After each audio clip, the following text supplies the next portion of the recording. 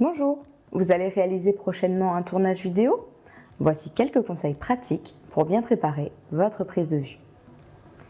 Les prises de vue que nous réalisons peuvent se tourner en décor naturel, c'est le cas de toutes les prises de vue extérieures, mais aussi sur un fond vert si cela est approprié. Pour intégrer votre image dans une image ou un film préexistant, il est donc nécessaire de détourer votre image en vous filmant sur un fond vert ou bleu. Pour quelle raison? Cela permet de mettre en valeur la personne filmée en la projetant dans un autre décor, comme l'exemple que vous connaissez du présentateur météo. L'objectif du fond vert est de faire disparaître votre environnement en le rendant transparent, de façon à ce que seule votre image reste visible pour pouvoir la transposer ensuite dans n'importe quel cadre. Votre entreprise, un paysage réel ou virtuel, ou une carte météo.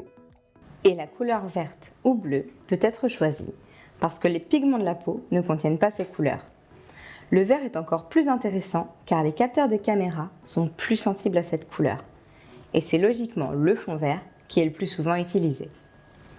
Vous comprenez donc, si vous devez réaliser une prise de vue sur ce fond, que vous devez éviter les vêtements de la couleur verte. Sinon, vous allez devenir transparent après traitement de l'image.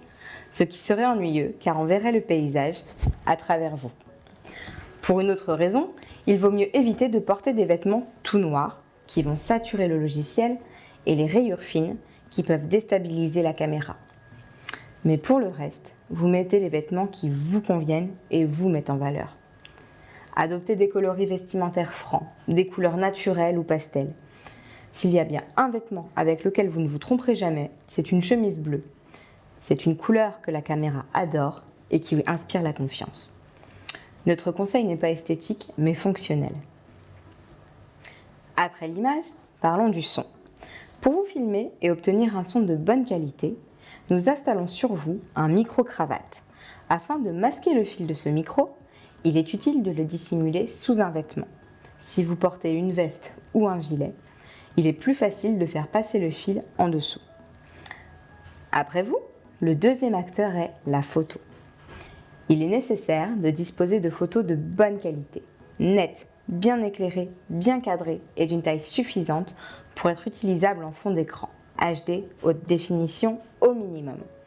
Pas de petites photos récupérées sur Internet. La grande majorité des smartphones font aujourd'hui de très bonnes photos. Abordons maintenant la prise de vue. Vous vous demandez peut-être s'il faut ou non regarder la caméra quand vous parlez. En reportage, ça n'est pas une obligation, vous regardez plutôt l'intervieweur.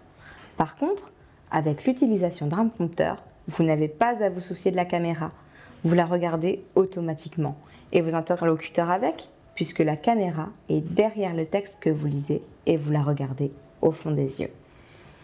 Quand vous venez la première fois faire une prise de vue, nous faisons avec vous un entraînement pour vous familiariser avec cet outil et rester naturel, comme si vous aviez des interlocuteurs en face de vous. Passons enfin au cas du reportage chez vous. Il n'y a évidemment plus de restrictions de couleurs vestimentaires évoquées précédemment pour le fond vert, puisque vous êtes filmé dans votre cadre naturel.